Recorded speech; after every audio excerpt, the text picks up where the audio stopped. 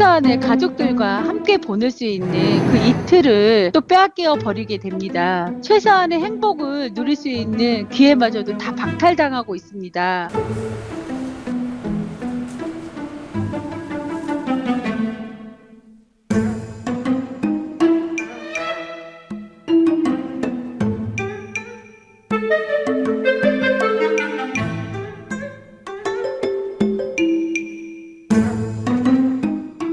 지역의 새벽 배송이 활성화되도록 대형마트의 영업 제한 시간 온라인 배송도 허용하기로 했습니다. 국민들의 통신비 부담을 낮추기 위해 단말기 유통법을 폐지하여 지원금 공시제도와 추가 지원금 상환을 없애서 시장 경쟁을 촉진하고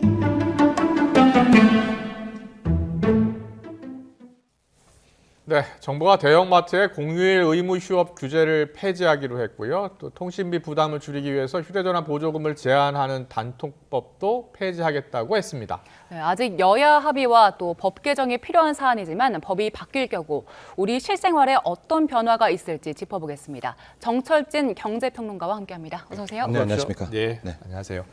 지금 대형마트 경우에는 이제 휴일 한 달에 2번씩 네. 휴무를 하잖아요. 네. 이게 언제부터 실시됐었던 겁니까? 2012년으로 거슬러 올라갑니다. 아. 그러니까 거의 한 12년이 됐는데요. 예. 실제적으로 이 유통산업발전법을 개정을 했었고요. 네네. 개정안이 통과되면서 이제 기다렸다는 듯이 각 지자체에서 조례를 개정을 하면서 아. 한 곳, 두 곳, 세 곳 이게 이제 의무 휴업이 퍼져 나갔죠. 아. 그러다가 전국적으로 확산이 됐고 네.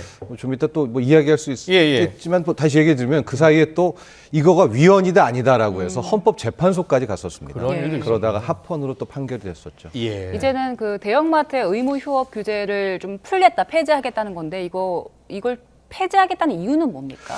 결과적으로 크게 한 두 가지라고 볼 수 있을 텐데요. 첫 번째는 아직도 갑론을박이 있지만 이 대형마트의 의무 휴업이 실질적으로 이 법의 목적이었던 전통시장과 소상공인들의 활성화로 이어지고 있느냐, 여기가 좀 모호해졌다라는 게 하나가 있고요. 예. 두 번째는 이 코로나19 이후에 실질적으로 이 대형마트라는 곳도 무늬만 갑이고 더 정확한 표현은 몰락하는 갑입니다. 왜냐하면 코로나19 이후에는 예. 이커머스라는 새로운 유통 강자가 나오게 되면서 이 대형마트도 요즘에 뭐 주가 보시면 알겠지만 또 매출액 보시면 알겠지만 네. 이제 굉장히 사업성이 악화가 됐거든요. 예. 그래서 어떤 큰 판에서 룰의 뭐 활성화 이런 차원에서 이제 풀어주려는 그런 두 가지 의도가 포함되어 있다고. 네, 전통시장 소상공인을 보호하기 위해서 만들어졌던 그렇습니다. 법이잖아요. 네. 그러면 전통상인 소상공인들은 반대하고 있는 거 아니에요? 그렇죠. 아직도 예. 반대하고 있죠. 예. 예. 그런데 그냥 밀어붙여도 돼요? 그래서 여러 가지 아마 뭐 설문조사도 하고 보호도 하고는 있습니다. 예. 그런 차원이기는 한데 아마도 이것이 결과적으로 대형마트의 발목을 잡는다 하더라도 앞서 말씀드렸듯이 이커머스라든가 예. 온라인 쇼핑을 통해서 새로운 출구를 찾게 되는 결과 굳이 대형마트를 끝까지 의무휴업을 유지해야 되겠느냐라는 것이 이제 대통령실 소비자들의 반응은 어떻습니까? 설문조사 한번 볼게요. 예. 설문조사 보면은 의무휴업을 폐지해야 된다라고 이야기한 응답자가 32%.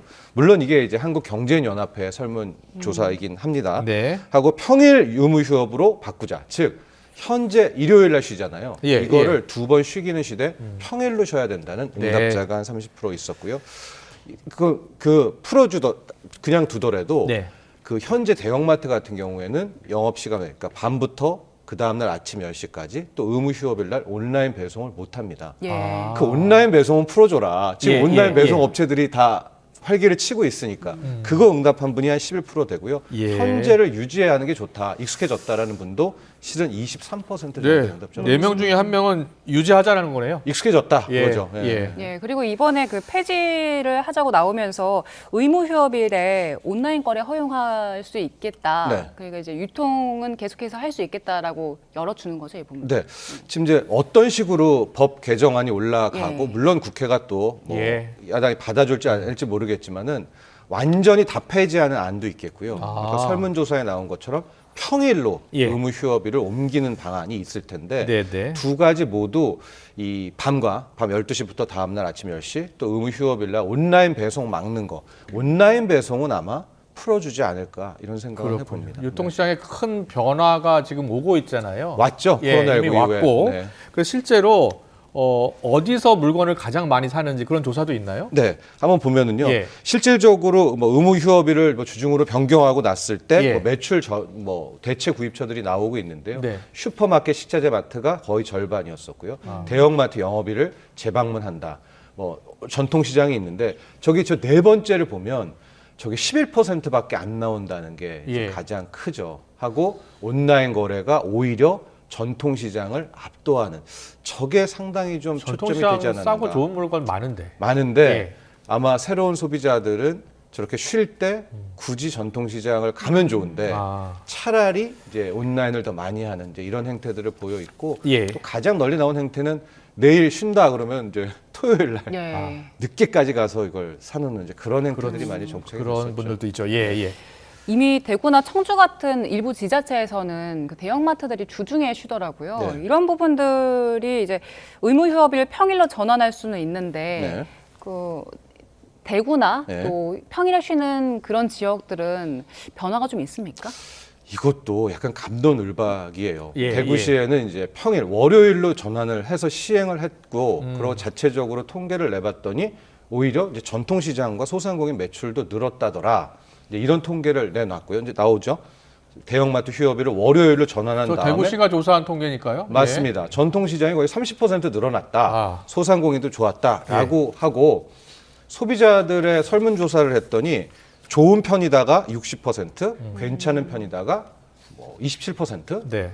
거의 80% 이상이 일요일은 오픈을 하고 예. 월요일 날 쉬는 게 좋은 거야. 이제 이렇게 응답을 했다라고 하는데 예. 이에 대해서 시민단체와 또 소상공인들은 약간 다른 이야기. 뭐라고 얘기합니까? 자, 대구 합니다. 경제정의 실천 시민연합 성명도 냈네요. 근데 아까 저 지금 나온 저 응답 같은 경우에 예, 예. 좋다 나쁘다잖아요. 네. 근데 좋지도 나쁘지도 않아 이렇게 응답한 사람을 괜찮다라고 표현을 했다. 아. 긍정으로 표시를 했다. 괜찮다라는 게 약간 무응답인데 오히려 괜찮다로 는 거 아니냐 이제 이렇게 주장을 하고 있는 거고요. 예, 예. 앞서 말한 월요일로 바꿨을 때 전통시장의 매출이 급증한 것도 소상공인과 또 전통시장 일부에서는 통계가 좀 잘못된 것 같다라고 하고 예. 오히려 이게 일요일 날 이제 영업을 허락해 주려는 일종의 뭐 포석이 아니냐 예. 이런 시선으로 보는 또 써져 있었습니다. 근데 대구에서 그 휴일에 영업을 할 수 있게 해주면서 전통시장도 같이 증가한 건 그 네. 이유가 어디에 있습니까?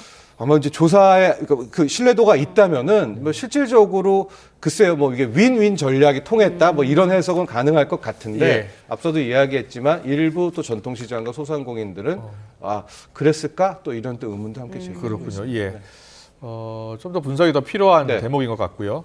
노동계 그러니까 이런 대형마트에서 일하는 분들 입장에서는 한 달에 2번 휴일날 쉬었었잖아요. 네. 근데 못 쉬게 되는 거 아니에요? 그렇죠. 불만이 클 것 같은데요. 그래서 아마 이게 굳이 법 개정으로 들어간다면 평일로 옮기는 이 가능성이 상당히 높아 보입니다. 예, 그래서 예. 앞으로 대구시 사례가 이제 월요일로 옮긴 거거든요.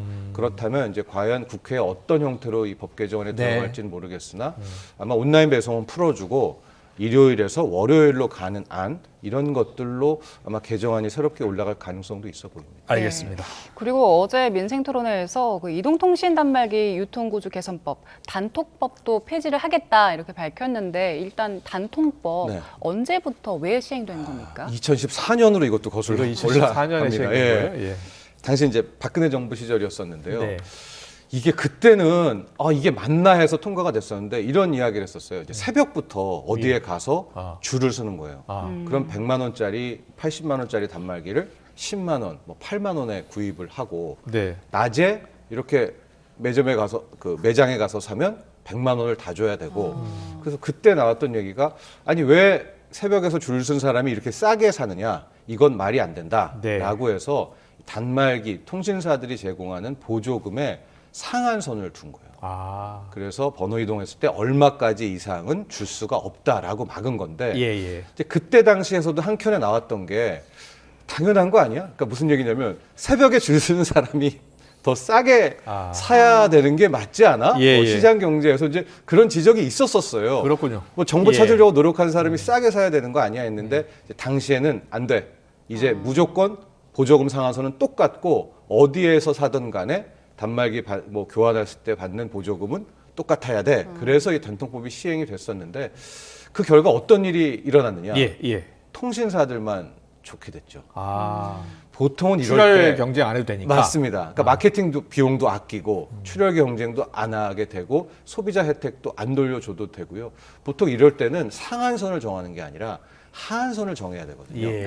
하한선을 정해 두면 이제 그 다음부터 통신사들이 경쟁을 하게 될 텐데 이제 당시의 단통법의 구조는 상한선을 두게 되는 이제 그런 구조가 나오면서 시간이 흘러갔더니 아 이게 소비자가 좋은 게 아니라 통신사들만 좋은 일 시켰네라고 해서 단통법에 대한 문제가 많이 나왔었고 그렇군요. 그 뒤로는 이제 불법 보조금의 세상으로 이제 바뀌어서 그러니까요. 맞아요. 요즘에도 뭐 성질을 찾아간다. 맞습니다. 그래서 뭐 네. 단기적으로 보조금이 지급되나 봐요. 네. 예. 예. 어때요, 실제로는? 실제로 그렇습니다. 그러니까 유야무야 되는 상황이 됐기 때문에 아마 저도 두 가지 법안이 같이 국회에 간다면 아마 이 단통법의 뭐 폐지라든가 수정이 훨씬 더 가능성이 높을 수도 있겠다. 예.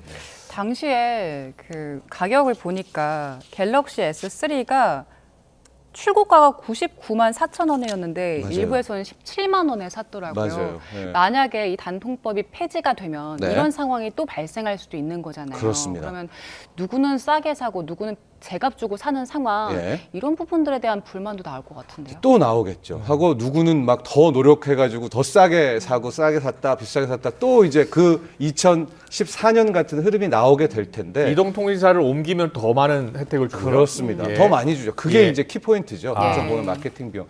그래서 이번에 이제 단통법을 폐지했을 때 우리가 한번 2014년에 겪었잖아요. 예. 그러니까 그런 시행착오를 또 하지 않도록 과연 이런 어떤 좀 말도 안 되는 출혈 경쟁이라든가 네. 이런 부분에 대한 개정과 보조도 함께 넣어야 실은 그때 그 시절에 그 아픔을 또 겪지 않는다. 그렇군요. 이렇게 이 말씀드릴 수 있습니다. 제도가 시행되고 또 법을 개정하는 이유는 뭔가 부작용이 있었기 때문에 시행을 했던 거고 그렇죠. 또 부작용이 있기 때문에 개정하는 거 아니에요? 맞습니다. 괜찮을까요?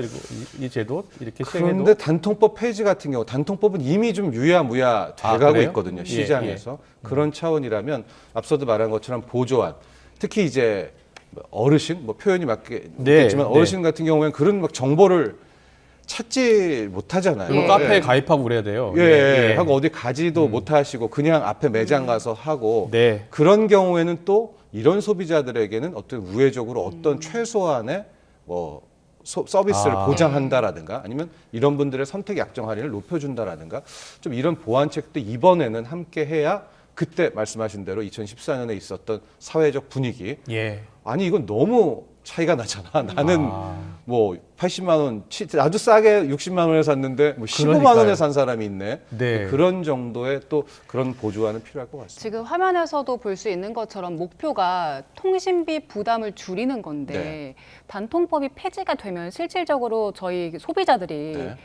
통신비를 좀 줄일 수 있습니까? 글쎄요. 통신비 줄이는 건 또 다른 차원일 것 같고요. 다만 이제 단말기를 싸게 사면서 우리가 보통 통신비라고 할 때는 나의 통신비 플러스 단말기 가격을 이제 할부 가격이 같이 포함되어 있는 것 아니겠습니까? 네. 그래서 체감되는 가격은 떨어질 수도 있겠다 이렇게 보고 있습니다. 네, 알겠습니다.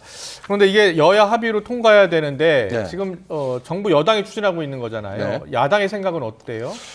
글쎄요. 이제 첫 번째 그 유통산업발전법 예. 그러니까 의무 휴업 폐지는 야당은 상당히 좀 강경한 것 같습니다. 예. 그래서 아마도 야당이 양보하더라도 뭐 월요일 의무 휴업이거나 뭐 온라인만 풀어준다거나 하겠고요. 그렇군요. 다만 단통법의 수정 폐지는 좀 가능성이 높아 보인다라고 생각은 드는데 예. 결과적으로 또 봐야죠. 네, 알겠습니다. 자, 대형마트 평일 휴업 또 단통법 폐지 관련해서 여러 가지 또 가능성 그리고 또 부작용 또 개선점 같은 내용까지 다 알아봤습니다. 정철진 경제평론가와 함께했습니다. 잘 들었습니다. 고맙습니다. 고맙습니다.